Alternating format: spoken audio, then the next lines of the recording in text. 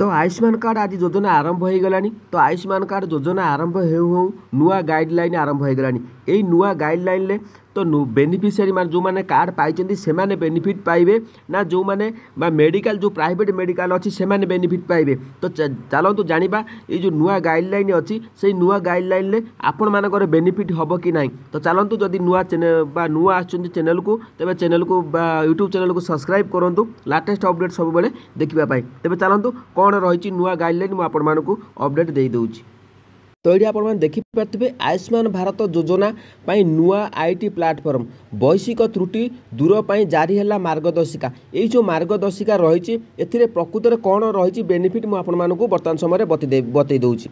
तेबे आज ओडिशा रे लोकार्पण हेब आयुष्मान भारत योजना यह सहित गोपबंधु जन आरोग्य योजना एवं आयुष्मान वय वंदना मध्य शुभारंभ होब। कटकर बालीजात्रा पड़िया एने आयोजन करा बेले केन्द्रमंत्री जेपी नाडा जोगदे यह योजना को लोकार्पण करेंगे।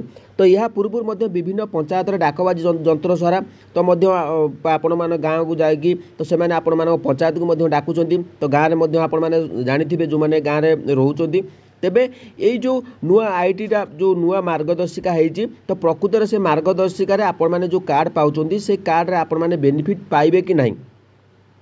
तो देखूँ एथिपाई एक नुआ आईटी प्लाटफर्म प्रस्तुत होती। यह आयुष्मान भारत और पीएमजेवाई गोपबंधु जन आरोग्य योजना एवं वय वंदना योजना सबू अनुबंधित हॉस्पिटल कार्य करिवो। तेबे नुआ आईटी प्लाटफर्म रे किछिटा समस्या उपजी पारे। तो देखंतु एई जो नुआ आईटी प्लाटफर्म होईची तो एथिरे किछि समस्या उपजी पारे। तो तेणु करी ताहाकु दृष्टि रखी गोटे नुआ मार्गदर्शिका आरंभ होईची। एई जो नुआ मार्गदर्शिका आरंभ होईची प्रकृत रे सेथिरे कोन बेनिफिट मिलिबो। तेबे समस्या को नहीं कौन हिताधिकारी जेपरी चिकित्सा सुविधार वंचित न होती ताकू गुरुत्व दि जाएगी। ए संक्रांत में स्वास्थ्य विभाग पक्षर एक मार्गदर्शिका जारी होती। यह आधार करी अनुष्ठित अनुबंधित हॉस्पिटल माने चिकित्सा सुविधा पाई करेंगे। परवर्ती समय राज्य स्वास्थ्य भरोसा समिति SHSS को सेमाने ऑनलाइन दाबी संपर्कित कागजपत्र प्रदान करेंगे बोली विभाग पक्षर कहुई जे वैश्विक समस्या उपजिले डाक्तरखाना गुड़िक ये जो ऑफिशियल साइट रही मन रखु ये ऑफिशियल साइट आपण मैंने नोट कर दिंतु। तो लिंक खोली योग्यता जांच करेंगे जिते आपण मैंने कार्ड किसी गोटे समस्या आसो तो यही लिंक्रे से लिंक करके योग्यता जांच करेंगे।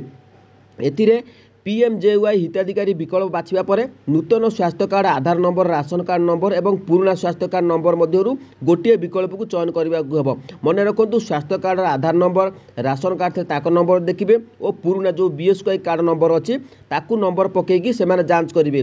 पुराना पोर्टाल हिताधिकारी योग्य प्रमाणित होगा पर हॉस्पिटल चिकित्सा आरंभ करेंगे। नूतन पोर्टाल वैश्विक समस्यार समाधान होगा पर हॉस्पिटल नुआ व्यवस्था पंजीकरण करेंगे। वैश्विक समस्या कारण वर्तमान हिताधिकारी जेपरी चिकित्सा वंचित हेबे ना ताहा उपरे गुरुत्व देवाक विभाग पक्षर कहुई। मन रखु जेहेतु आपण मान पाखरे पुराना बीएसकेवाई कार्ड अच्छी तो जिते किसी गोटे समस्या नुआ कार्ड जो आरंभ होती तो से साइट्रे किसी परिवर्तन समस्या आसीपे।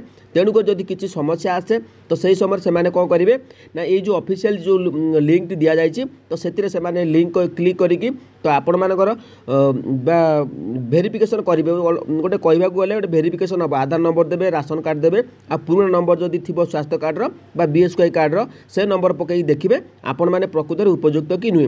तेबे आयुष्मान भारत योजन कौन रही सुविधा प्रति परिवार को मिल गोटे कार्ड 3.5 कोटी लोक पाइबे सुविधा संपूर्ण कैशलेस चिकित्सा सुविधा रहिबो। कार्ड रे 5 लाख टंकार मागणा चिकित्सा महिला अतिरिक्त 5 लाख टंका सुविधा रही। तेबे क्यों माने योग्य हेबे 70 वर्ष ऊर्ध्व वयस्क जार बाहर राज्य रोहुवा लोक भी पाइबे सुविधा। EQS डाटाबेस आधार में कार्ड मिलिबो। बीएसकेवाई हिताधिकारी को भी मिलिबो सुविधा।